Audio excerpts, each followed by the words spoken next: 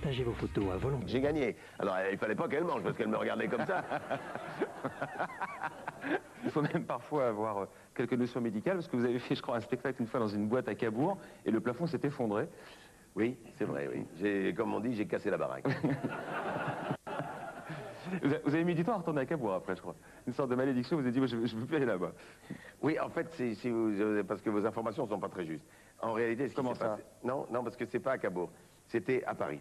Ah. Et à Cabourg, ce qui s'est passé, c'est qu'on m'avait convoqué pour faire un spectacle devant des carabins.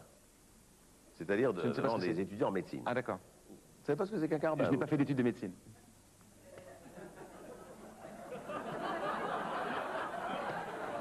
Et une inculture effrayante. Enfin bref. Non, mais c'est pas grave. Et donc, il m'avait convoqué pour faire ce truc-là. J'arrive en scène avec, à l'époque, c'était pas Aldo Franck, mon pianiste, c'était un autre garçon, et qui jouait très très bien, mais bon, alors on arrive en scène, et les carabins entre eux, ils fêtaient leur fin d'études, quoi. Et ils parlaient entre eux, ils chahutaient entre eux, ils étaient debout, et ils... Oh là là là, et tout des chansons grivoises et tout ça. Et moi, j'étais en scène avec mes sketchs, et puis je commence à blablabla. Personne ne m'écoutait. Personne ne m'écoutait. Il y avait 700 ou 800 mecs dans la salle, personne ne m'écoutait. Et puis à un moment donné, ils se sont rendus compte que j'étais là. Puis ils se sont tournés, ils font « Allez, casse-toi, allez, dégage !» Et puis moi, j'étais là, mais je dois faire mon spectacle. « On n'en veut pas, ton spectacle, dégage !» Et j'étais pas très très connu, c'était à mes débuts. Et vous savez, quand vous avez 800 mecs qui vous disent « Dégage !» eh ben, il vaut mieux partir. Hein. Donc, je me suis cassé. Et je suis allé dans ma loge, mais désespéré. Je dis, c'est pas possible, je suis resté 5 minutes en scène, c'est une horreur. J'ai pas mérité ça. Et je vous assure que c'est vrai. Et on a frappé à ma porte, tang, tang, tang. Et la porte s'est ouverte. Et le directeur du casino de Cabourg qui me recevait, il dit, je suis désolé, vraiment, je suis désolé, c'est très difficile, je sais. Écoutez, c'est pas compliqué. L'année dernière, on avait Charles Dumont, il est resté 1 minute 30 en scène. Oh, Charles Dumont, bon. Et mais il y en a qu'un qui a fait un carton, c'est Serge Gainsbourg. Il s'est retourné, il leur a montré son cul et là, ils étaient heureux. Eh ben, ça, c'est vrai. Eh ben, pas d'anecdote, ça? Oui, ben, c'est des histoires vraies, tout ça. Ouais, je sais que c'est des histoires vraies. Ouais. Et De Vos, le mec, il avait été tellement honteux qu'il n'avait même pas frappé à sa porte. Il avait glissé le chèque sous la porte. Il n'avait même pas voulu le rencontrer, il s'était barré. Bon. On parlait de sentiments tout à l'heure. C'est l'autre secret de votre réussite, au-delà de votre talent. C'est votre femme. On l'accueille, Béatrice Leb.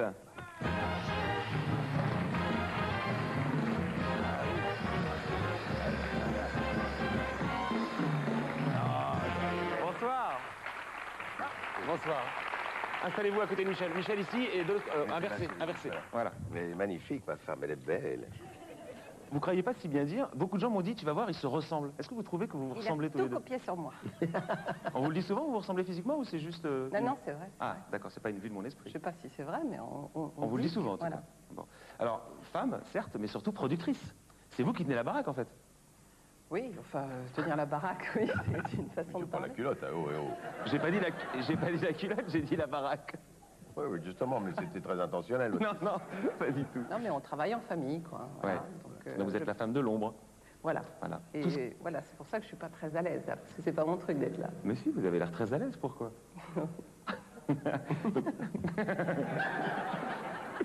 Bon. Est-ce qu'il vous arrive de prendre des décisions, y compris artistiques, Michel, sans prendre l'avis de Béatrice? Non, non, parce qu'elle est ma productrice, donc ça me paraît difficile de prendre des décisions sans lui en parler. Je suis obligé de lui dire que je voudrais faire ci, je voudrais faire ça, j'ai une idée, on discute. Et c'est une femme d'affaires, hein, donc elle sait ce qu'elle veut. Et elle a souvent raison, ce qui est très énervant. Et puis après, donc, on se retrouve après la discussion. Alors là, on change de décor, on est dans la maison avec les enfants et c'est ma femme. Mais si par exemple, Béatrice, vous trouvez un sketch pas drôle que vous propose Michel, ça a peut-être pu arriver. C'est toujours difficile, c'est la partie où on doit justement donner son avis avant que le public, avant que les autres aient pu dire quoi que ce soit. Donc c'est finalement une prise de position qui est difficile parce qu'il faut vraiment dire ce qu'on ressent vraiment. Ce qu'il faut bien comprendre, c'est qu'un des gros problèmes pour un artiste, c'est trouver de la confiance dans son entourage. Et Dieu sait si beaucoup de gens se sont fait avoir. Donc est-ce que finalement, sa femme, ou en tout cas la famille, c'est plus évident, c'est la facilité pour avoir confiance? Mais je pense que c'est vrai que c'est l'idéal. Il y a certains artistes qui ont ou leurs frères ou leurs sœurs qui travaillent avec eux. Bon, là, c'est la femme, c'est vrai que c'est l'idéal. Le problème après, c'est la compatibilité entre les caractères et les tempéraments, où c'est possible ou c'est pas possible, mais à cause de ça. Mais c'est vrai que sinon, c'est l'idéal, parce que la confiance est là et on travaille tous dans le même sens. Parce que quand je disais la baraque tout à l'heure, vous y mettez aussi le fric. Vous êtes producteur de ce spectacle, c'est vous qui prenez le risque financier. Vous prenez même le risque d'avoir un orchestre live, hein, c'est assez audacieux, c'est pas toujours facile de remplir les salles. Ouais, donc le risque financier, c'est vous qui le prenez sur un spectacle comme celui-ci. Oui, mais si ça marche... Michel, il fait... Oui, mais c'est bien, je pense, de prendre les décisions financières aussi, de décider s'il veut un grand orchestre, il a un grand orchestre. Ah oui, je peux. Tout est possible, je veux dire. De travailler ensemble, c'est aussi tout simplement un moyen de vivre plus ensemble. Les artistes sont toujours en vadrouille. C'est une façon d'être un peu plus avec votre époux et de le surveiller. Je ne suis pas du tout une femme jalouse. Et toc. Je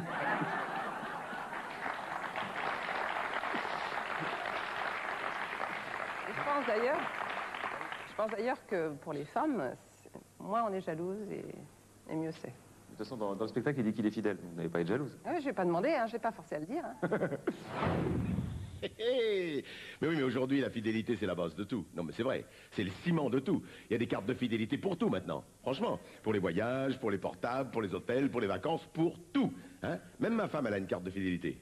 C'est ma carte bleue. Une question du public? J'aurais voulu savoir si... On sait que Michel est un séducteur.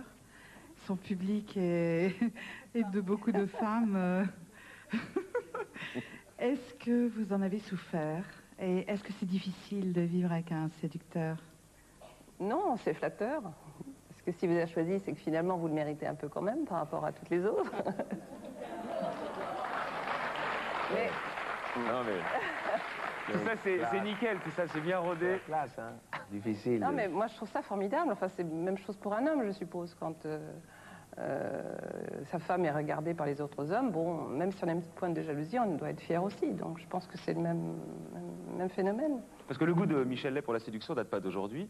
Quand vous aviez 17-18 ans, je crois que vous avez transformé votre chambre en espèce de petit cabaret de jazz pour attirer les filles. Vous n'aviez même pas encore votre permis, vous aviez une voiture, vous faisiez la tournée de toutes les copines des lycées pour les ramener chez elles. Enfin, tous les moyens étaient bons, quoi. Ah oui, bah, il fallait bien survivre.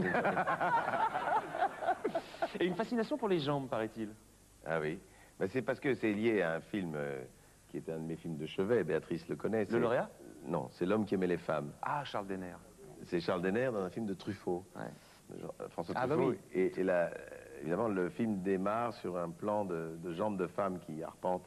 Et le texte dit les jambes des femmes sont comme des compas qui arpentent le globe terrestre, lui donnant son rythme et son harmonie. Et c'est vrai que ça m'avait marqué. Oui, ça m'avait marqué quand j'étais plus jeune, quand j'ai vu ce film. Et maintenant, ça reste un film de référence, que c'est un des plus beaux films sur les femmes jamais réalisés. Merci d'être passé par troisième rappel de Michel Lay. On applaudit Béatrice, s'il vous plaît. Merci à vous.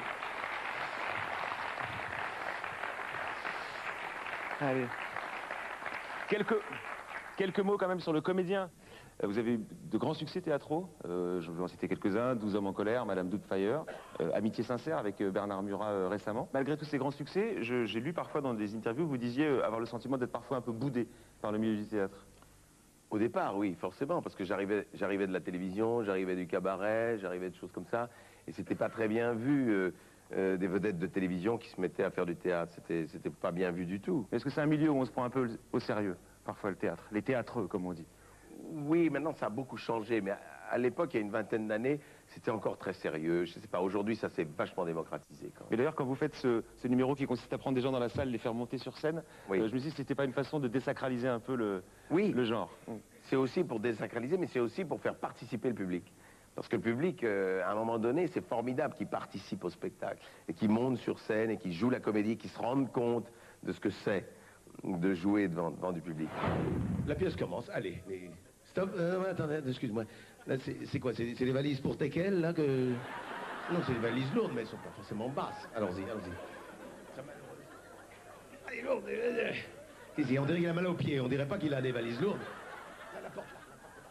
Voilà, c'est ça, on ouvre la porte. Non, mais où tu vas, toi? Vas-y. Mais qu'est-ce que tu fais? Qu'est-ce que tu fais, là? Qu'est-ce que tu fais? Non mais la porte, mais ouvre la porte comme ceci, n'est-ce pas? Voilà, c'est une porte qui est tricotée par ta maman, la porte, on dirait. Et sur le cinéma, on en dit un petit mot, vous avez fait quelques comédies dans les années 80. Ouais. Est-ce bon. que vous avez le sentiment qu'il y a une histoire un peu ratée entre le cinéma et vous? Non, non, l'histoire n'est pas ratée, elle n'est pas commencée. Ouais, c'est vrai. C'est une façon, effectivement. Ouais. Elle n'est pas commencée. Elle est, comment on dit, elle est bredouille, on bredouille, mais ça va venir. Le cinéma reste encore assez fermé sur lui-même. Ça se pratique par groupe, par famille. Il faut rentrer dans ces familles. Il faut avoir pas la évident. carte, comme on dit. Pardon? Il faut avoir la carte, comme Faut on avoir dit. la carte, oui. Alors là, je l'ai pas, alors. C'est pas grave. Une question du public? Oui, bonsoir. Je voulais vous demander quels sont vos goûts en matière de cinéma et qu'est-ce que vous préférez particulièrement? J'aime le spectacle. Donc ça veut dire les films à grand spectacle. Ça va de Bénur à Casino Royal, donc en passant par tout Le spectre est large. Voilà. Et puis les comédies. Et puis j'ai une tendresse pour le cinéma italien. Voilà. Vous avez eu le temps d'aller au cinéma, en fait. Vous en voyez un Je peu. vais jamais au cinéma. Je regarde des DVD. Ouais. Et la télévision, vous avez animé de grands shows de divertissement. Ouais. J'avais fait une époque certains live shows. Par exemple, ouais, ça marchait bien. Ça marchait très très bien. Malheureusement, aujourd'hui, ce sont des films, des émissions qui coûtent quand même assez cher. Ah, c'est une question économique? Ouais. D'accord. Ouais. C'est pas une question de genre, les émissions de divertissement ont un peu changé. Oui, un Parce peu, que mais ça pourrait se faire, mais ça vaut quand même très très c'est cher. une affaire de... Ouais. Par contre, vous allez peut-être présenter une émission de jazz, je crois, sur France 3. Parlez-en à la direction. Elle nous entend, j'espère. Mais elle nous regarde. Avant de se quitter, je voulais vous faire un petit plaisir, Michel. Gentil. Mon confrère James Linton, qui fait une émission qui s'appelle Actor Studio, termine par un questionnaire Bernard Pivot. Ah oui. Moi, je vais vous offrir un autre questionnaire. Votre femme est partie, j'en profite. Vous avez un fantasme absolu parmi les comédiennes, Oui. c'est-à-dire? J'adore Fanny Ardant. Eh bien voilà, elle vous parle. Bonjour Michel, c'est Fanny Ardant. Dites-moi, comme vous êtes un grand séducteur, je voulais vous poser quelques questions intimes. Alors d'abord, racontez-moi Michel, la première fois que vous avez fait l'amour, c'était bien? Ah, c'était complètement raté. On n'en saura pas plus? Ben, il faut pas tout raconter en détail. Mais c'était pas terrible. Bon, je veux pas aller dans les détails. C'était un peu Comme raté. souvent, c'est pas très original. Non, non, c'était pas très original. Michel, c'est l'heure de passer à confession. Dites-moi, vous êtes déjà sorti avec la femme d'un copain? Jamais. On ne ment pas à Fanny, hein, Michel. Jamais. Jamais. Que je sache.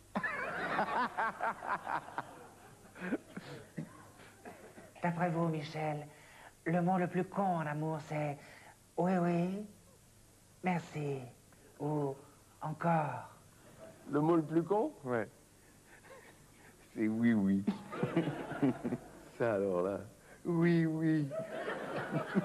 Ça, c'est nul. Là, c'est des trucs qui peuvent effectivement vous refroidir, quoi. Fanny? Cher Michel, si vous aviez une baguette magique, vous changeriez quoi en vous? Vous changeriez quoi en vous? En moi? Oui. Je dois vraiment le dire? Mais oui. Je suis très gêné, là. Mon nez. Ça alors, pourquoi non? Eh bien, je suis très intimidé parce que j'ai un trop petit nez. Ah, parce qu'on dit souvent qu'il y a un rapport entre la Oui, ben c'est faux. Ouais, ben censé, ça. C'est archi faux. Et j'ai un petit nez, bon. Enchaînons, Fanny, parce que l'ambiance est lourde. enchaînons. Dernière question, cher ami. Ah oui, quand même. Que lui diriez-vous si vous croisiez Fanny Ardant? Ben, ça dépend où. Choisissez l'endroit. Si je la croisais, je ne sais pas, comme ça dans la rue, ben, je m'arrêterais, évidemment. Et je me retournerais, je la rejoindrais, et je l'inviterais à boire un thé. Un thé, oui, parce que c'est pas une fille à aller boire une bière. On sait pas. Ça se trouve, c'est une Quoique. sacrée déconneuse, Fanny. Mais oui, je sais, mais bon, peut-être que d'abord on commencerait par un thé. Et qu'elle me pardonne, mais si vous la croisiez dans une chambre? Dans une chambre?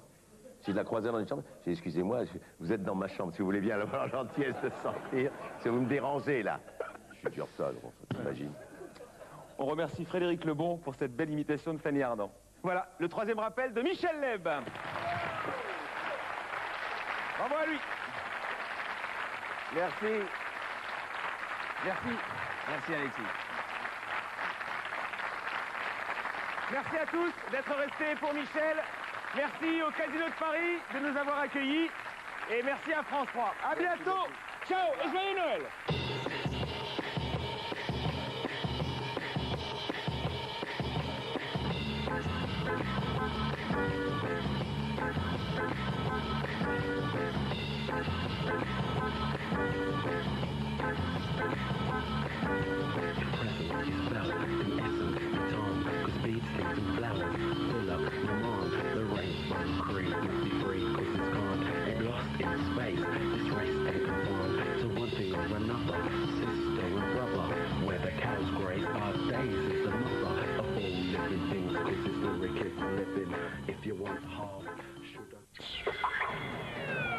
Une actrice a été retrouvée assassinée dans un carton. Tout de suite sur France 3, Sipovic entraîne le tueur en boîte de nuit éternelle façon sapin. France 3 avec Jeff de Bruges vous donne rendez-vous. L'US Navy n'a pas conçu ses bâtiments pour accueillir des concerts de rock. D'après le chef cuistot, c'est une faille dans la sécurité. Vous êtes promu commandant. Félicitations. Ce qui se passe, c'est que j'ai 32 tomahawks sous la main et que maintenant, il ne vous reste plus qu'à alerter les médias. Il s'agit d'une surprise. Est-ce que vous pigez? Le commandant déteste les surprises et moi aussi. On embarque avec des guitares électriques, on les troque contre des missiles nucléaires et on terrorise la planète. Tommy Lee Jones est persuadé d'avoir la main. L'émission n'est pas terminée, gardez l'antenne. Mais Steven Seagal connaît tous les recoins et les cachettes de ce piège en mer, demain à 20h50 sur France 3.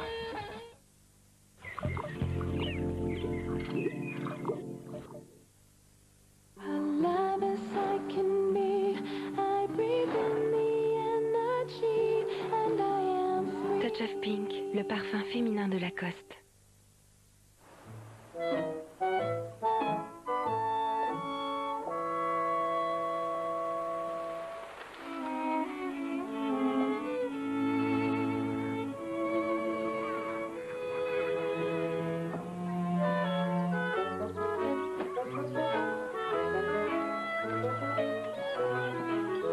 Grande tranche à os. Elles ont le goût du savoir-faire et du temps qui passe. Françoise Hardy, 12 somptueux duos. Parenthèse, son nouvel album avec France Inter.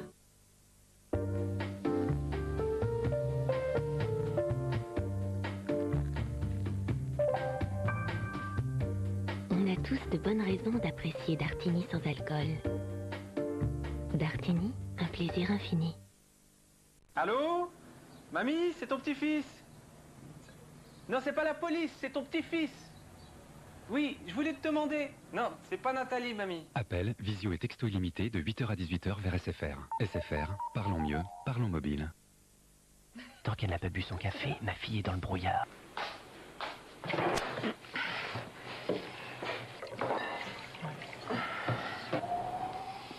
Pour bien se réveiller le matin, rien ne vaut un bon café grand-mère. Le goût, la qualité, le prix. Découvrez Grand-mère en dosette avec Matin Généreux. Je visualise tout dans ma tête pendant que ça n'arrive là-dedans. Voilà à quoi ressemble le morceau Baby. J'adore ce rythme. Mon pote m'a envoyé ça.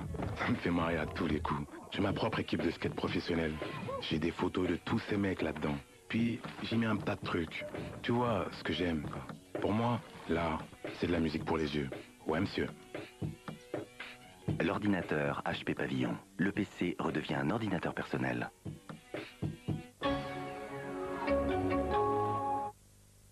Mais y a rien. Regarde, je te dis que c'est par là. Salut les filles. Bonjour. Besoin d'aide? C'est pas de refus parce que là... Une bonne soupe de légumes. Je parie que ça va vous réconforter. C'est des légumes, ça? C'est même 85% de légumes. Du jamais vu pour une soupe instantanée. Les légumes, vous avez raison. Ça réconforte. C'est pas faux. Ah, c'est gentil, un mot gentil. Roico devient Liebig. C'est l'hiver au lit, petit comme depuis l'hiver, l'hiver au lit à l'hiver. L'atmosphère se tend. Des chanteurs, Il y en a plein. Chez Higelin, il y en a qu'un. Amor Doloroso, le nouvel album de Jacques Higelin avec France Inter. Grand-père, et si le Père Noël ne passait pas à cause de toute cette neige? Eh bien, dans ce cas, il demanderait à ses 2 anges de l'aider. Il volerait dans les airs et se poserait sur terre, léger comme des flocons de neige. Il passerait de maison en maison, discrètement. C'était quoi ce bruit? Oh, regarde, les anges! Génial! Le Père Noël Milka! Le seul Père Noël fait de tendres chocolats Milka. C'est exactement ce que je voulais! Milka vous souhaite un joyeux Noël. 32-13 gagnant. De nombreux lots à gagner sur le 32-13. Pour jouer, téléphonez au 32-13.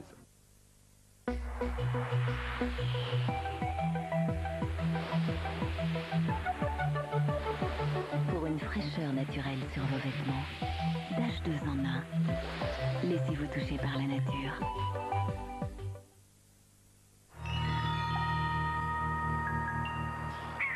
Je suis mort. Je suis enterré. Ils me regardent tous. Ils se mettent à rire. Michel Serrault et l'avare. Je veux faire pendre tout le monde. Et si je ne retrouve mon argent, je me prendrai moi-même après. L'événement bientôt sur France 3. Ils vivent tous au bord d'un océan gelé, l'Arctique et sa banquise. C'est le pays des ours blancs, des rennes et des brise-glaces. Ils sont russes, américains, canadiens ou danois au Groenland. Certains sont nomades et voyagent dans les immensités blanches au gré des saisons et des campements. D'autres partent chasser la baleine, le phoque ou le narwhal. Du Grand Nord canadien à l'Alaska, de la toundra arctique aux étendues les plus hostiles de la Sibérie polaire, nous vous donnons rendez-vous par -40. Au cœur de l'hiver polaire, rencontre avec les peuples de l'Arctique, c'est vendredi à 20h55 dans Thalassa, sur France 3.